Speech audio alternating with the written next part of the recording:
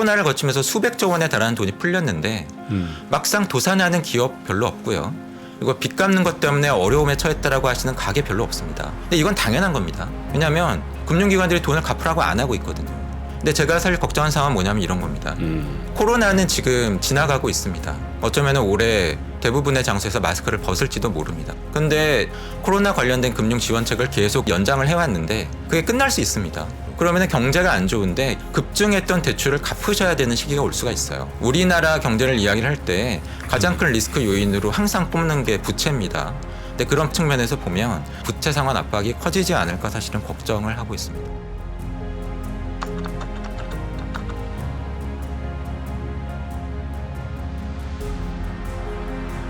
자, 그러면 우리 또 LG경제연구원의 조영무 연구위원님 모시고 네. 오늘 또 들어야 될 얘기가 많습니다. 얼른 시작해 보겠습니다. 경제 얘기 나눠야죠. 네, 어서 오십시오. 어서 오세요. 네, 박사님. 안녕하십니까. 네. 오랜만에 뵙겠습니다. 네, 한 2년 만인 것 같습니다. 아, 그렇게 오래됐나요? 아유, 바로 옆에 계신데 왜 이렇게 오랜만에 오셨어요? 제가 오늘 오기 전에 네. 확인을 해봤더니 네.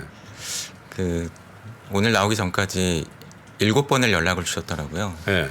근데 왜 이렇게 못 왔느냐라고 물어보시면 뭐 핑계를 조금 대보면 지난해 초부터 저희 쪽 경제 전망을 총괄하게 되면서 좀 개인적으로 바빠진 것도 있었고 그래서 저희 그룹 내부적으로 1년에 뭐 사장단이나 CF 분들 모여서 할 때 저희가 전망을 예년에는 한 1년에 한두 번 정도 보고를 드렸었는데 네. 지난해 보니까 저희가 3번 보고를 드렸고 네. 탑 매니지먼트에 수시로 보고를 드려야 될 정도로 상황이 숨가쁘게 긴박하게 돌아갔었기 때문인 것 같다라고 말씀을 드려야 될 것 같습니다. 아, 그렇습니까? 그러시군요. 다른 데도 거의 뭐 못 나오신 거죠? 네, 뭐 다른 많이 데 못 나갔으면서 여기만 안 나오신 건 좀 섭섭합니다. 네, 많이 못 나왔습니다. 네. 지금 저 찾고 있으니까요. 나오는 대로 말씀드리겠습니다. 계속 군기반장 분위기야. 자, 어쨌든 경제 전망을 이제 이미 내셨죠.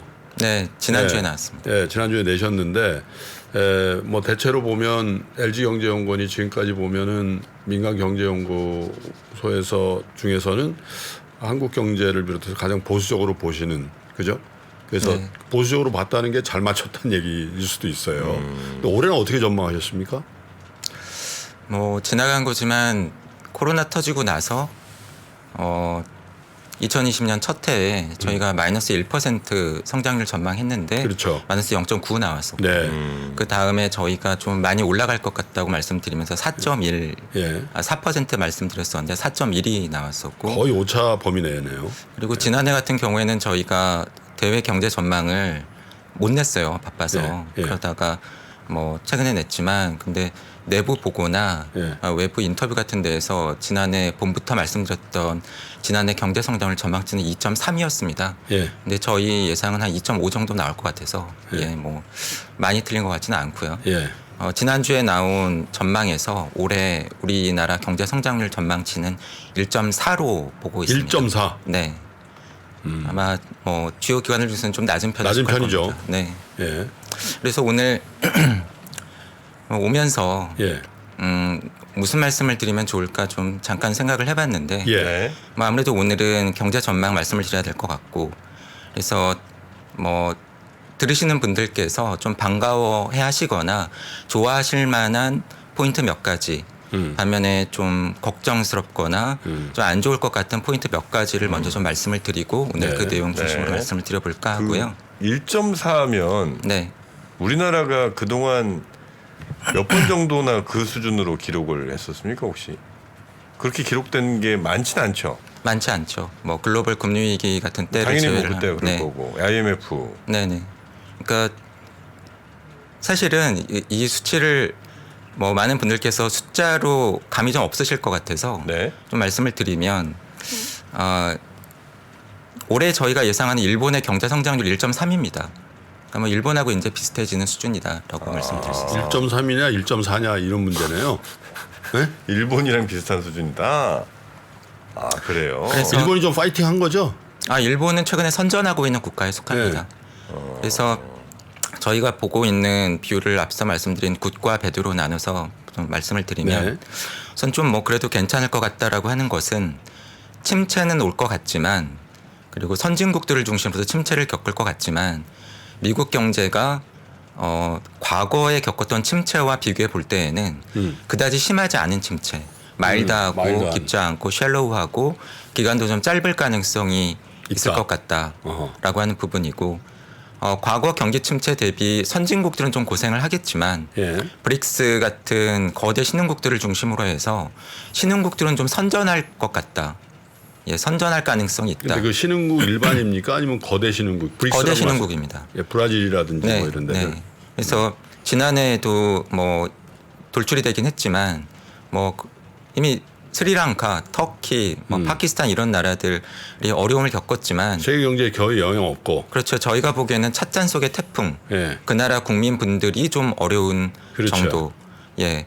그럴 것 같다라고 뭐 보고 있고. 예. 뭐 또 한 가지 그래도 좀 뭐 기대해 보실 수 있을 것 같은 부분은 미 연준이 올해 말쯤에 뭐 빠르면 4분기에 금리 인하를 시작할 걸로 보고 있습니다. 네.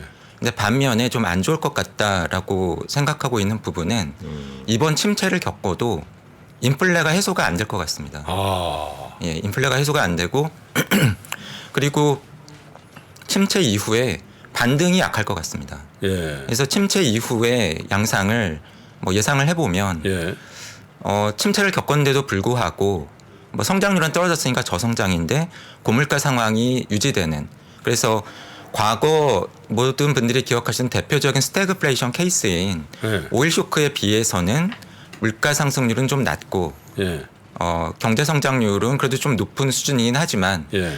저성장 고물가. 그래서 저희는 지난해 중반부터 이러한 상황을 전망을 하면서 스태그플레이션보다는 좀 강도가 약한 준 스태그플레이션, 예. 퀘이자 스태그플레이션 양상이 예상된다라고 계속 말씀을 드려왔고요. 예. 우리나라로 좀 옮겨서 말씀을 드리면 지금 많은 주요 전망 기관들은 올해 우리나라의 경기 흐름을 상저하고 그렇게 얘기하죠. 예, 그래서 하반기로 가면서 좀 회복되고 좋아질 걸로 보고 있는데 예.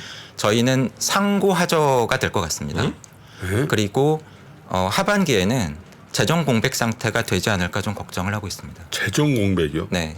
그 어떤 의미죠? 예산을 줄여서요? 뭐 마지막 포인트인데 먼저 질문 주셔서 예. 그 부분은 너무 조금 충격적인 얘기라서. 지금 정부는 그렇게 생각을 하는 것 같습니다. 뭐 최근에 발표된 정부의 경제 전망을 보더라도 네. 경기 흐름이 올해 상저하고이기 때문에 상반기만 잘 버티면 된다. 그래서 몰빵하는구나 상반기에. 예, 올해 쓸 수 있는 예산은 이미 정해졌죠. 예. 근데 그 중에서 많은 부분을 상반기에 집중적으로 투입하겠다. 집행하죠. 예, 예. 조기 집행하겠다라고 이야기를 하고 있는데 예. 저희 전망처럼 만약에 하반기가 경기가 더 안 좋다. 특히 저희가 예상하는 상황은 우리 경제 두 축이라고 할 수 있는 수출은 올해와 마찬가지로 부진하고 예. 내수는 둔화되는데 예. 뭐 기업 투자나 주택 건설 투자 이런 쪽들은 여전히 마이너스일 것 같고 그러면은 GDP 구성 항목 중에서 제가 지금 말씀을 안 드린 유일한 팩터가 사실은 정부 재정 지출입니다. 그렇죠. 네. 근데 정부의 재정 지출 이미 상반기에 많이 써버렸기 때문에 예. 하반기에 사실 경기가 더 안 좋은데 쓸 돈이 없는 상황이 오지 않을까 걱정을 하고 있고요. 또 여러 차례 추경하면 되는 거 아닌가요? 네. 그래서 저희는 올해 하반기에 추경이 편성될 가능성을 굉장히 높게 보고 있습니다. 그러나 하여튼 상반기에 하여튼 잘 정부가 버티려고 이렇게 열심히 펌프질 하다가 하반기에는 재정 공백 상태를 맞이하게 되니 오히려 상반기엔 그나마 좀 괜찮다가 정부에 의해서 좀 괜찮다가 하반기에는 조금 더 망가지는 모습이 나올 것 그게 같다. 이제 성장률 기준으로 그렇단 말씀이시죠. 네, 뭐 전년 동기 대비 성장률 기준인데요. 뭐 지금도 사실 질문을 주시지만 뭐 그동안에도 많이 받았습니다. 왜 그렇게 보시느냐. 근데 이것은 약간만 생각을 해보시면 그 상저하고 흐름으로 보는 게 약간 이상하다라는 생각을 하실 수 있습니다. 네. 그러니까 이런 거죠. 지금 경제의 여전히 중요한 이슈는 인플레와 금리이죠. 그런데 다들 아시겠지만 금리 인상이 안 끝났습니다. 네. 예, 미 연준도 한국은행도 더 할 겁니다. 뭐 적어도 올해 1분기 상반기까지. 그러니까 금리가 더 올라가야 됩니다. 그리고 올라간 금리가 꽤 유지가 될 겁니다. 네. 뭐 올해 말쯤에 미 연준이 금리를 인하해주면 다행인 거고 그렇게 따지면 사실 아직 금리 고점에 이르지 않았고 상당 기간 동안 높은 금리 수준이 유지가 될 텐데 뭐 분석을 해보면 이건 컨센서스인데요. 금리가 높아진 금리가 실물 경제에 소비 위축이나 투자 위축 같은 식으로 영향을 미치는 데는 시차가 있다고 봅니다. 짧으면 2분기 반년, 길면 4분기 1년 정도 보는데 보면은 아직 금리가 더 올라가야 되고 높은 금리가 올해 연중 유지될 가능성이 있는데 그런 고금리가 실물 경제에 영향을 미치는 시기는 사실 시차를 감안하면 올해 하반기가 본격적으로 영향을 미칠 가능성이 높습니다. 그리고 한은도 인정을 하고 있는 것처럼 물가 상승률이 빠르게 안 떨어지고 있죠. 뭐 최근에 발표된 수치도 5%였는데요. 이렇게 높아진 물가 수준 때문에 뭐 일부 업종 중심으로 임금은 올랐지만 막상 나가서 돈을 쓰려고 하면 가게가 돈을 잘 못 쓰고 있습니다. 이런 상황이 우리나라뿐만이 아니라 글로벌하게 진행될 가능성이 있고요. 그리고 마지막으로 상저하고 경기 흐름을 예측하는 많은 전망 기관들의 그 근거를 살펴보면 반도체 이야기들을 많이 하세요. 근데 뭐 저는 잘 모릅니다. 예. 그런데 제가 이 반도체 이야기를 들으면서 사실 데자뷰 같습니다. 소장님 기억하실지 모르겠지만 코로나가 터졌던 2020년 여름에 제가 여기 출연해서 네. 뭐 이런 식으로 말씀을 드리면서 저희는 좀 보수적으로 봅니다. 왜냐하면 이런 때에는 저 같은 사람들이 좀 솔직해질 필요가 있는데 모르는 건 모른다고 해야 된다. 네. 왜냐하면 지금 우리가 겪고 있는 경제 위기 충격은 은행 위기나 외환 위기가 아니었죠. 그렇기 때문에 질병으로 생긴 거니까 저 같은 사람들은 진짜 전문가가 아니죠. 이런 때에는 사실은 보건, 백신, 방역 전문가 이런 분들이 진짜 전문가고 저와 저희 팀들은 그래서 그해 봄부터 이런 진짜 전문가 분들을 많이 찾아다니면서 의견을 듣고 있는데 그분들의 솔직한 의견을 들어보니까 이상하게 100년도 더 전에 했었던 스페인 독감 얘기를 자꾸 하신다.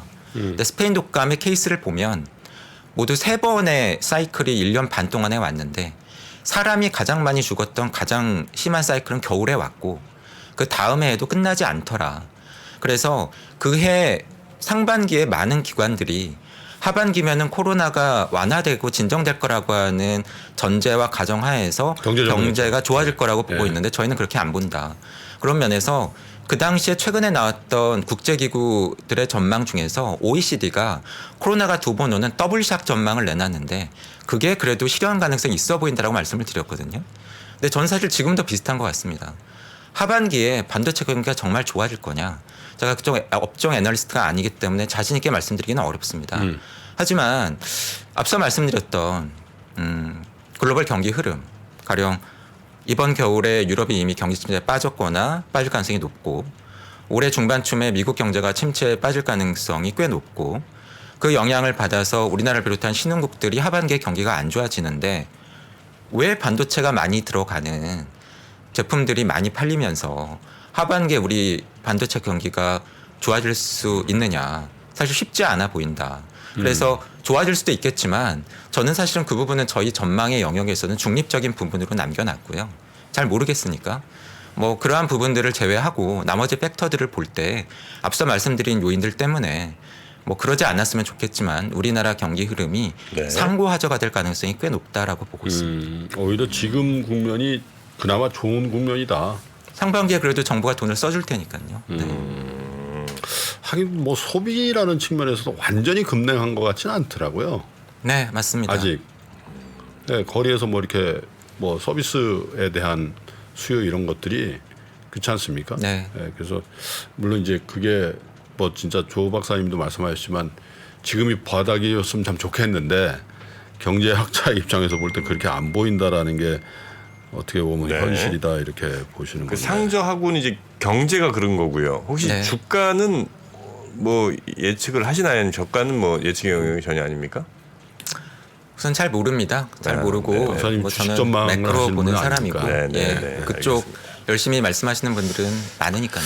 그럼 이제 약간 정책적인 것 한번 좀 더 연결해서 어차피 이번 그 경기 사이클이 뭐 사이클이라는 측면에서도 왔지만 사실 인플레이션 때문에 더 경기가 급냉하게끔 중앙은행이 만든 측면도 있지 않습니까?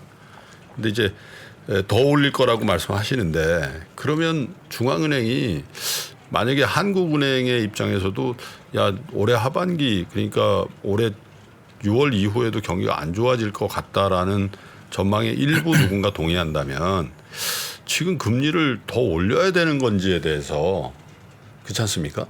그래서 금리 정책에 대한 전망이나 그 견해를 좀 여쭤보고 싶어요. 금리 정책에 대한 전망은 제 기억에는 지난해 굉장히 드라마틱하게 변했죠. 컨센서스가 지난해 초만 하더라도 미 연준이 지난해를 포함해서 1% 수준까지 금리를 올릴 걸로 봤는데 미국의 금리 인상 상단에 대한 전망이 지금은 5%를 넘어가고 있으니까요. 네. 근데 그런 면에서 보면 침체에 대해서 걱정하시는 분들이 많아졌고 금리 인상을 통해서 잡을 수 있는 물가보다는 침체에 대한 부담이 점점 더 커지고 있음을 중앙은행들로 알고 있기 때문에 그러한 면에서 저도 빠르면 1분기 상반기에 금리 인상이 종료될 걸로 보고 예. 있고 한국은행 같은 경우에도 최근에 0.5%포인트 빅스텝 금리 인상을 하지 않을까 하는 우려도 있었지만 0.25%포인트 금리 인상에 그쳤고 그러한 부분을 감안하면 중앙은행들도 거기에 대해서 부담을 느끼고 있는 것 같습니다. 하지만 지난해를 돌아보면 제가 여기 출연은 못했지만 그래도 전망은 계속 했기 때문에 지난해 봄에 물어보시는 분들께 저희가 계속 드렸던 이야기는 인플레가 이슈였으니까 지금은 모두 다 인플레를 이야기하고 있고 저희의 뷰는 가을쯤에 물가상승의 고점이 형성이 될 것 같고 근데 그 다음에 떨어지겠지만 기대만큼 빠르게 안 떨어질 것 같다. 그런데 중요한 건 저희가 지난해 중반부터 저희 내부적으로는 경기 침체에 대해서 워닝을 드렸다고 말씀을 드렸는데요. 상반기부터 저희는 침체를 계속 말씀을 드려왔고 시간이 지나면 많은 분들이 점점 더 침체에 대해서 얘기를 하실 것 같습니다라고 말씀을 드려왔는데 사실 지금 보면은 이제는 침체를 이야기하지 않는 쪽이 도리어 소수 의견이죠. 그렇죠. 근데 그런 면에서 보면 침체에 대해서 제가 한 가지 좀 강조하고 싶은 부분은 모두의 제가 이번 침체가 미국을 중심으로 해서 마일드하고 셜로하고 좀 짧을 것 같다라고 말씀을 드렸지만 이게 어떻게 보면 좀 좋아 보입니다. 근데 세상의 모든 일이 사실은 양면성이 있죠. 동전의 양면처럼. 이게 정말 좋은 거냐. 근데 저희가 생각을 해볼 부분은 중앙은행들이 왜 이렇게 금리를 올리느냐 하는 겁니다. 본인들이 금리를 올려도 가령 반도체 공급이 늘지 않죠. 산유국들이 원유 공급을 늘리지 않습니다. 공급 측면에 영향을 못 준다는 걸 알지만 왜 이렇게 금리를 올리느냐. 결국은 공급 쪽에 영향을 미칠 수 없기 때문에 수요를 꺾어서라도 지금 발등에 불인 물가 상승률을 낮추겠다, 잡겠다라고 하는 거거든요. 네. 그런 면에서 보면 앞으로 저희가 경험하게 될 올해 본격화될 경기 침체는 어떻게 보면은 의도되고 계획된 경기 침체일 가능성이 높습니다. 그런데 만약에 앞서 말씀드린 것처럼 그렇게 오는 경기 침체가 마일드하다, 쉘로우하다, 길지 않다라고 하면 수요가 확 꺾이면서 인플레가 잡히지 않을 가능성이 높습니다. 왜 그렇죠? 수요가 확 죽어야 예, 수요 공급 중에서 수요가 확 죽어야 공급 쪽에서 많이 변화가 없다고 하더라도 물가 상승률이 떨어질 테니까. 근데 그렇게 심한 경기 침체가 아닐 것 같다라고 하는 거고요. 네. 그렇다 보니까 오늘은 올해 전망에 대해서 집중적으로 말씀을 드리고 있지만 저희처럼 기업 쪽에서는 사실은 더 긴 타임스팬에 대해서 관심이 있기 때문에 저희는 그쪽에 대해서 전망을 하지만 사실 이번 침체를 겪고 나서 올해 이후 한 5년 정도를 놓고 볼 때 이렇게 비교를 해볼 수가 있겠죠. 코로나는 좀 예외적인 상황이었으니까 코로나 이전에 한 5년 정도 그리고 지금부터 한 5년 정도 전 세계적인 경제 성장률과 물가 상승률을 한번 저희가 생각을 해보면 저희 분석으로는 코로나 이전 5년 평균 세계 경제 성장률도 한 3%대, 물가 상승률도 한 3%대 정도였는데 이번 침체를 겪고 나서 그 이후 한 5년 정도를 예상을 해보면 경제 성장률은 세계 경제 성장률 기준으로 한 2%대로 낮아지는데 물가 상승률은 여전히 높은 한 4%대를 유지를 하는 그렇기 때문에 저성장, 고물가, 준스태그플레이션 상황이 예상된다라고 말씀을 드리고 있는 거고요. 그런 면에서 올해는 세계 물가 상승률도 그렇게 크게 떨어지지 않고 한 6%대 정도 나올 가능성이 있습니다. 근데 그래도 스태그플레이션의 대표적인 케이스인 과거 오일 쇼크 때 14%대까지 갔던 것에 비하면 뭐 심한 인플레는 아닐 겁니다. 네. 네. 우리 박사님 보시는 그 경기 침체는 어느 정도가 경기 침체예요? 그 경기 둔화 정도 지금 말씀 주신 거 아닌가 하는 생각이 살짝 저는 이제 희망적으로 좀 들리긴 하는데 경기 침체라고 하면 뭐 성장률이 몇 프로 이하 뭐 이게 좀 있습니까? 말씀하신 성장률 가지고 경기 침체를 판정하는 기준을 금융시장에서 많이 쓰시죠. 네. 기술적 경기 침체, 테크니컬 리세션이라고 해서 네. 위원님께서는 경기 침체가 뭐예요, 그러면?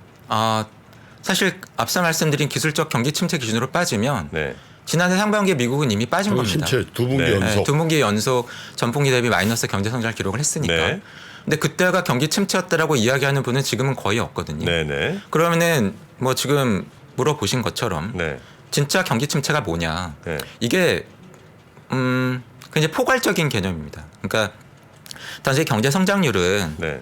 뭐 쿠즈네츠라고 하는 경제학자가 만든 GDP라고 하는 숫자 하나 가지고 측정하는 거고 네. 금융시장은 좀 성격들이 급하시니까 여러 가지 뭐 보기 좀 어렵고 기다리기 어려우니까 그냥 경제 성장률 발표되는 거 가지고 뭐 좀 판정하고 싶어 하시는 것 같고 하지만 진짜 경기 침체를 판정하는 기관은 따로 있죠. 미국 같은 경우에는 NBER, 우리나라는 통계청 안에 있는 위원회에서 경기 침체를 판정을 하는데 네. 문제는 뭐냐면 너무 늦게 판정을 하세요. 네. 한 1년이나 2년 있다가 네, 네, 네, 네. 언제가 경기 침체였으라고 한참 지난 뒤에 말씀을 하시니까 네. 별로 도움이 안 되죠. 네. 근데 그런 면에서 보면은 사실은 경기 침체는 이미 여러분들께서 느끼시는 겁니다. 뭐 이상하게 장사가 잘 안 돼.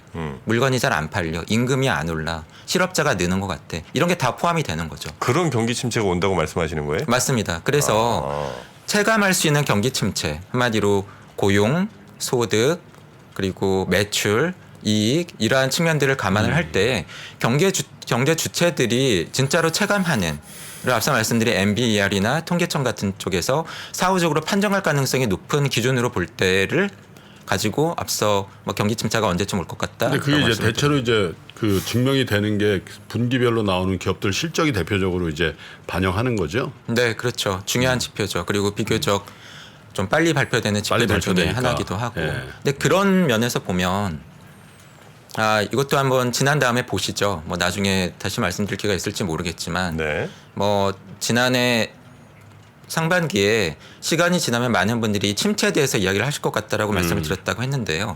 지금 시점에서 제가 예상하는 건 올해 굉장히 의견이 분분할 것 같습니다. 지금 물어보신 경기 침체를 놓고. 네. 이게 왜 그러냐면은요. 특히 우리나라가 좀 그럴 가능성이 있는데 우리나라의 잠재 성장률이 계속 떨어지고 있습니다. 네. 여기서 잠재 성장률은 그 나라 경제가 가지고 있는 뭐 노동력이나 자본 같은 생산 요소를 가지고 정상적으로 달성할 수 있는 경제 성장률 수준이죠. 네. 근데 이게 뭐 사실 인구도 줄고 하면서 쭉 떨어지고 있는데 지금 우리나라의 잠재 성장률 수준을 뭐 2%대 뭐 2% 정도까지도 낮게들 네. 보고 있습니다. 근데 앞서 말씀드린 것처럼 올해 우리 경제 성장률 전망을 좀 긍정적으로 보시는 쪽은 2%도 보고 뭐 1% 후반도 보고 이렇게 보고 있거든요. 앞서 말씀드린 것처럼 뭐 저 같은 사람들이 뭐 이렇게 경제 전망을 하면서 뭐 사실 1.4면 어떻고 1.6이면 어떻고 1.8이면 어떻겠습니까?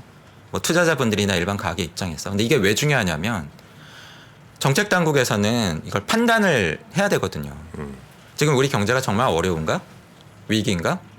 근데 이것에 대해서 어떤 판단이나 네. 내지는 경제 주체들 사이에 컨센서스가 있어야 지금 우리가 어렵다. 지금 위기 상황이다. 그렇기 때문에 우리가 그렇죠. 좀 뭔가 해야 된다. 음. 적극적으로 어떤 대책이 나와야 되고 추경을 하든. 뭐 재정이든 통화든 뭔가 정책의 변화가 나올 수 있는데 네. 그런 상황 인식이 다르면 그냥 머물러 있을 수 있다는. 머물러 있을 수 있고요. 사실 중국도 제로 코로나 정책을 풀었기 때문에 뭐 코로나가 이슈가 아닌 것 같지만 뭐 제가 조금 걱정하는 부분을 하나 말씀을 드리면 미국은 돈을 많이 풀었습니다. 네. 그리고 미국 경제가 마일드한 침체를 겪을 거라고 보는 중요한 근거 중에 하나가 정부가 가계 호주머니에 수백만 원씩 수천만 원씩 돈을 꽂아줬기 때문에 미국 가계가 지금 보유하고 있는 당장 쓸 수 있는 현금이나 요구불 예금이 코로나 전에 한 1조 달러 수준이다가 지금 5조 달러 수준까지 올라와 있어요. 그렇다 보니까 경제가 어려워지고 약간 실업이 늘더라도 그 저축을 까먹으면서라도 버틸 거라고 지금 많은 곳들이 보고 있는 겁니다. 근데 그런 면에서 보면 우리나라도 코로나 기간에 돈을 많이 풀었지만 다르게 풀었습니다. 미국은 그냥 줬고요. 우리는 대부분 빌려줬습니다. 그런데 지금 보시면 코로나를 거치면서 수백조 원에 달하는 돈이 풀렸는데 막상 도산하는 기업 별로 없고요. 그리고 빚 갚는 것 때문에 어려움에 처했다라고 하시는 가게 별로 없습니다. 기업 대출 연체율도 낮은 수준 유지하고 있고요. 근데 이건 당연한 겁니다. 왜냐하면 금융기관들이 돈을 갚으라고 안 하고 있거든요. 왜냐하면 코로나 시기에 나왔던 이런 금융 대책이 만기 연장해주고 이자 못 내시는 분들 조정해주고 있거든요. 근데 제가 사실 걱정한 상황은 뭐냐면 이런 겁니다. 코로나는 지금 지나가고 있습니다. 어쩌면 올해 뭐 대부분의 장소에서 마스크를 벗을지도 모릅니다. 그럼 코로나가 지나갔다고들 느끼시겠죠. 중국보다 빨리. 그런데 앞서 말씀드린 것처럼 올해 경기를 놓고 지금 침체다, 아니다, 어렵다, 아니다 이렇게 의견이 분분하면 어떤 일이 생길까 봐 사실은 걱정이 되냐면 금융감독당국에서 지금까지는 은행들한테 이렇게 좀 이야기를 하셔서 코로나 관련된 금융 지원책을 계속 이렇게 몇 개월 단위로 연장을 해왔는데 그게 끝날 수 있습니다. 그러면 경제가 안 좋은데 이제부터 본격적으로 급증했던 대출을 갚으셔야 되는 시기가 올 수가 있어요. 우리나라 경제를 이야기를 할 때 가장 큰 리스크 요인으로 항상 뽑는 게 부채입니다. 근데 그런 부채 측면에서 보면 도리어 올해 지난해보다도 이러한 측면에서 부채 상환 압박이 커지지 않을까 사실은 걱정을 하고 있습니다. 네. 근데 만약에 상황이 정말 그렇게 나쁜 게 아니라면 사실 그런 부채 같은 것들은 어느 정도 또 갚도록 하는 게 정상이지 계속 그냥 부채를 계속해서 늘려준다. 이건 오히려 더 폭탄만 더 키워서 나중으로 미루는 거 아닙니까? 맞습니다. 맞습니다. 뭐 네. 그런 이유 때문에 저도 계속 이러한 정책이 연장될 걸로 보고 있지는 않습니다. 네. 그런데 저희가 좀 고려를 해봐야 되는 것은 네. 코로나 때문에 수백조 원에 달하는 부채가 어쨌든 늘었다. 돈이 풀리면서. 그리고 그 기간에 공교롭게 주택 가격이 급등을 하면서 내 집을 장만하셔야 되는 분들이 주담보의 형태로 대출을 또 많이 의도적으로 늘리셨다. 그래서 대출의 규모 자체가 커졌는데 앞서 금리 인상 사이클이 아직 안 끝났다고 말씀을 드린 것처럼 네. 금리는 앞으로 더 올라가야 되고 높아진 금리 수준이 유지가 될 거다. 그러면서 보면 미 연준은 빠르면 올해 말에 금리 인하를 시작할 것 같다고 말씀을 드렸지만 네. 저는 올해 한국은행은 금리를 못 낮출 것 같습니다. 앞서 말씀드린 것처럼 경기 판단에 대해서 의견이 분분한 것도 영향을 줄 것 같고요. 그리고 국내외 금리 역전 폭이 1.5%포인트 이상 확대되는 것을 지금 감내하는 것에 대해서 우려가 크기 때문에 미국보다 빨리 내지는 미국과 함께 금리를 낮추기는 어려울 걸로 보고 있습니다. 그래서 사실 올해 이제 막 시작했거든요. 네. 그래서 저 연초인데 박사님 모시기 뭐 시간이 많지 않아서 한 5분 정도 남았는데 그래도 우리가 꼭 기억해야 될 키워드 그리고 뭐 우리가 원용할 수 있는 투자의 아이디어 같은 것도 좀 여쭤보고 싶네요. 키워드라고 하면 뭐 앞서 말씀드린 뭐 저희의 전망이니까 앞으로 예상되는 상황이 이렇게 녹록하지 않다. 과거 올쇼크 때만큼은 아니지만 성장은 좀 둔화되는데 물가 상승률의 정점은 지나도 그렇게 빠르게 떨어지지 않는 그러한 상황일 수 있다라고 하는 저희의 그 준 스태그플레이션이라고 하는 키워드를 좀 기억을 준 해주시면 스태그플레이션. 네, 영어로 퀘이지 스태그플레이션이라고 예. 부르고 있고요. 동시에 이번에 저희가 발표한 전망은 사실 제가 있는 기관의 특징이라고 볼 수가 있는데 좀 많이들 물어보세요.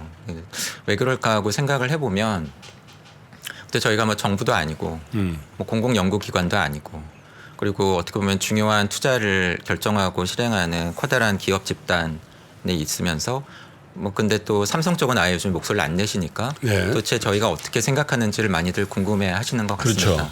그래서 이번에 저희가 발표한 경제 전망도 과거에 저희가 냈었던 경제 전망보다는 뭐 사업을 하시거나 뭐 투자를 하시거나 내지는 기업 경영하시는 분들께 도움이 되는 포인트 중심으로 사실은 이렇게 경제 전망을 썼습니다. 근데 그런 면에서 보면 비용 부담 관리에 대해서 좀 저는 강조를 하고 싶습니다. 비용 부담. 네, 지난해 저희 내부적으로도 이미 이슈였는데 인플레가 사실 의미하는 바는 가게 입장에서는 지출에 해당이 되지만 사업하시거나 또는 경영하시거나 자영업을 하시는 분들 입장에서는 그게 사실 좀 코스트거든요. 금리가 높고 그리고 식자재 비용 에너지 비용 높고 특히나 인건비가 높고 지금 우리나라도 사실은 사람을 구하려고 하면 경기가 안 좋다고 하지만 사람을 구하기가 여전히 어렵고 회복되고 있는 서비스업을 중심으로 해서 그리고 특히나 인플레의 일종의 후폭풍인데 물가 상승 때문에 살기가 어렵잖아요. 그렇다 보니까 가능한 영역에서는 근로자 분들이 계속해서 임금 상승 요구를 할 가능성이 높습니다. 특히나 유럽은 지금 그렇고 앞으로 더더욱 그럴 걸로 보고 있고요. 그렇기 때문에 사실은 사업을 하시거나 기업 경영을 하시는 분들은 전방위적인 비용 상승 압박에 직면할 가능성이 높습니다. 그래서 그런 코스트 측면에 대해서 관심을 기울이시고 이익이든 매출이든 이 관리를 잘 하시는 게 네. 중요한 때일 것 같다라고 생각을 합니다. 코스트를 많이 좀 네. 민감하게. 그 경기 침체가 좀 마일드하고 뭐 이렇게 기간이 길지 않은 걸로 아마 지금 말씀 주셨던 것 같은데 다른 말씀을 쭉 들어보면 그렇게 부드럽지 않은 것 같은데요. 뭐 예를 들어서 대출을 만약에 정부가 이렇게 좀 더 타이트하게 가기로 하면 그거 못 갚다가 막 망가지는 사람들도 많이 나올 것 같고 그러면 또 정부 지출도 이제 하반기 만약에 이게 딱 끊어지게 되면 훨씬 더 힘들어지는 일들이 많을 것 같은데. 미국이 그렇다는 얘기죠. 네, 뭐 근데 글로벌한 현상의 흐름으로 보고 있고요. 네. 말씀하신 측면에서 보면 경제학적으로 그런 걸 측정을 합니다. 네. 경제 고통 지수라고 하는 게 있는데요. 물가 상승률에다가 실업률을 더하는 겁니다. 그러니까 물가가 높고 일자리를 많이 잃으면 고통스러우시잖아요. 근데 그런 측면에서 보면 실제 경제 성장률 앞서 말씀드린 이 수치가 반영하는 것보다 그 안에서 살고 있는 경제 주체들이 체감하는 경제 상황이 상당히 고통스러울 수 있다라고 하는 부분을 사실은 말씀을 드려야 될 것 같습니다.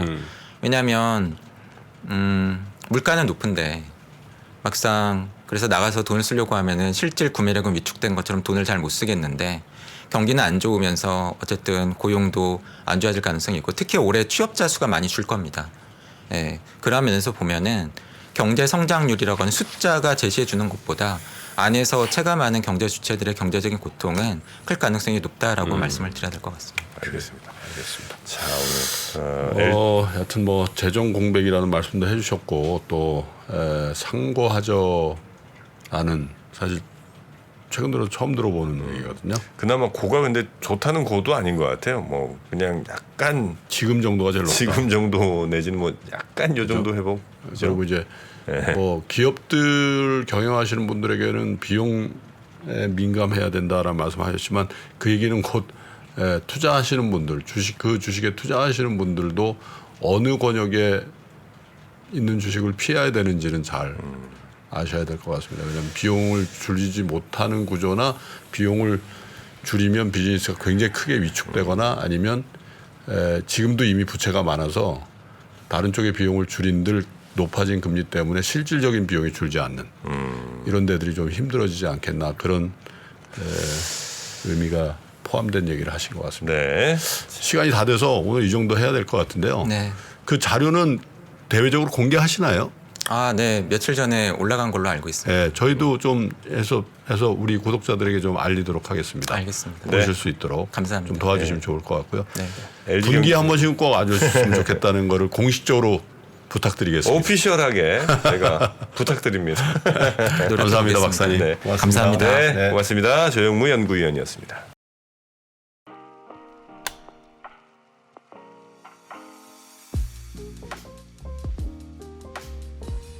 네, 여러분 안녕하세요. 제가 아주 놀라운 후기를 하나 발견해서 소개해드리려고 합니다. 저희 3프로TV 미래대학 수강생이신 것 같은데 이야 이분 와 이분 공부 흔적이 진짜 열심히 하셨나 봅니다. 필기가 아주 빽빽하게 가득 차 있습니다. 3프로TV를 보고 유료 클래스까지 수강하는 사람들은 기본적으로 재테크에 관심이 많기도 하겠지만 끊임없이 스스로의 발전을 도모하는 사람들일 것이다. 그런 의미에서 송기령 부사장의 미래대학 강의는 아마도 여러분에게 인생의 터닝 포인트가 될지도 모릅니다. 3프로TV 미래대학 확장판 지금 바로 만나보세요.